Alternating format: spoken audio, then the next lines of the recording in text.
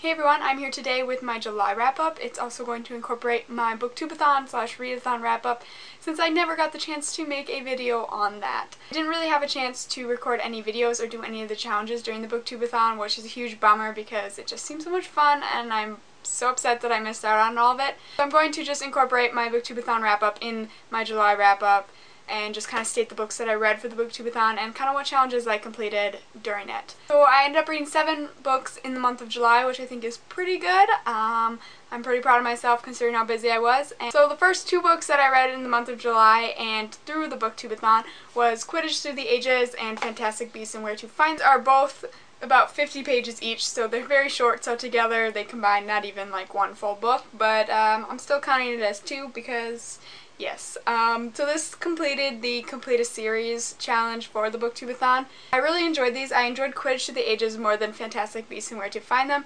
Fantastic Beasts and Where to Find Them was just kind of bland in the beginning. I felt like I was reading a textbook, which that is kind of the whole point of it, but I just thought it was very bland, and yeah, but once you got into the actual beasts and stuff, it was a lot more interesting. Quidditch Through the Ages, I really enjoyed. I enjoyed like the whole thing. It's very interesting to learn how kind of Quidditch started and then what it is today. I don't know. I thought it was really interesting. I gave these both 4 out of 5 stars. I really enjoyed them and they were very easy to read. Those are the first 2 books I read in the month of July and I read for the booktubeathon. The second book that I read in the month of July was The Curse of the Wendigo by Rick Yancey. This is the second book in the Monsterologist series. I had stated in my TBR that I kind of had trouble getting into this book. I just could not. I read maybe 50 pages of it and I could not get into it, and I just put it down for like a week and a half not touching it, and I didn't pick up another book. It kind of put me in a reading slump, but so I wanted to restart it and see if I could get back into it during the booktubeathon, and I did. It took about 150 pages for me to really get into it and really start to enjoy it. I don't know what's wrong with me in this series. I really enjoy it, but I just have such a hard time getting into it. It was the same with the first book. I just could not get into it at the beginning, but then once you like got halfway through, then it started to pick up and everything just was like wow.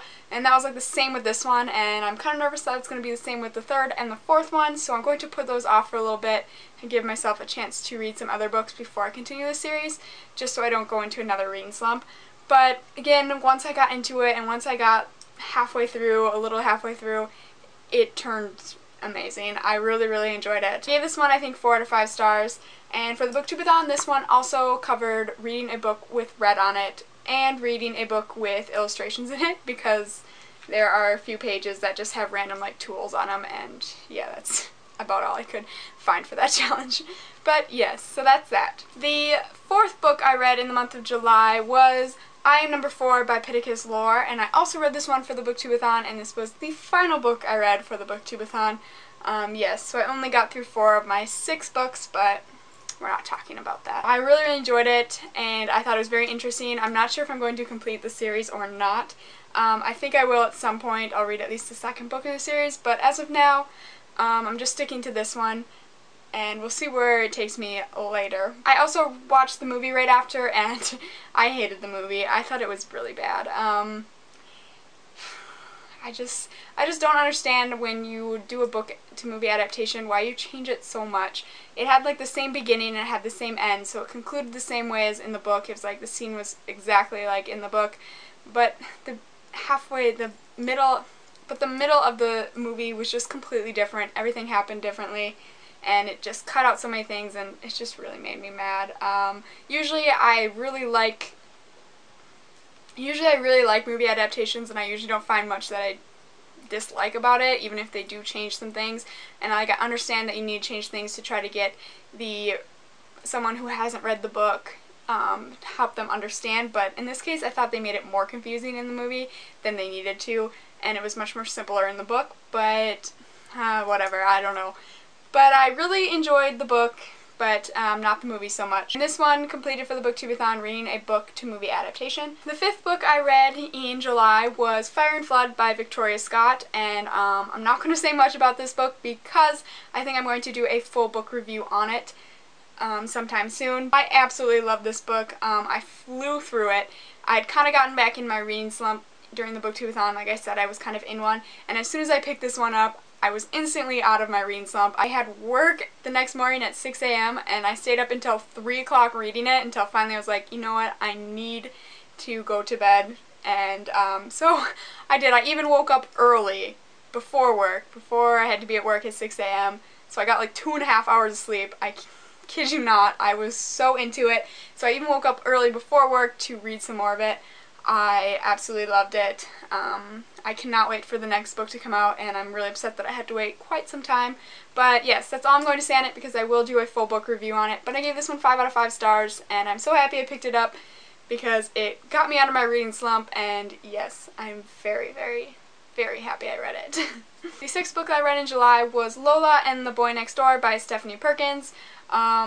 This was also an amazing book. I flew through this one also. These last 3 books I read in July, I literally read probably in the last 3 or 4 days of July. I got out of my reading slump and I just read. And yes, this was amazing. Again, I loved Anna and the French Kiss. It's probably one of my favorite contemporary books, and I love this one maybe even more, to be quite honest. I really, really enjoyed it. I love the characters.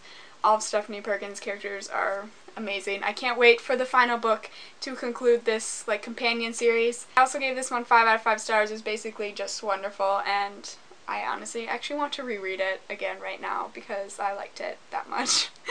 But yes, so that is the 6th book I read in July. The 7th and final book that I read in July was The Treatment by Suzanne Young. This is the 2nd book in the program series, actually duology. I'm like 100% sure it's a duology. The way it ended, it has to be a duology, but you never know. I'm not sure if I like this one quite as much as I like the program, but I still really, really enjoyed it. It wasn't as action-packed as the first book. Not much happened in this one. It was kind of just leading up to the ending through like the whole first 200-some pages, and then everything quickly just happened in like the last 100 pages, 75 pages around there. I feel like it was a little too rushed that all of a sudden it just was done and everything was over and everything was just happy and sad, and I don't know. I just felt like it went a little too fast at the end, and it could have been dragged out a little bit more or spread out a little bit more, but I still really enjoyed it. 4 out of 5 stars. Like I said, I don't think I liked it as much as the first one. I really liked the way it ended and how this duology concluded. Really enjoyed this duology, and I highly recommend it. Yes, that is the 7th book I read in July. So those are the 7 books I read in July. I thought that was pretty good. I kind of wish I would have read a little bit more, but overall I thought it was a pretty good accomplishment for this month. So that's kind of all I have for today, and thank you guys so much for watching, and I will see you guys later. Bye.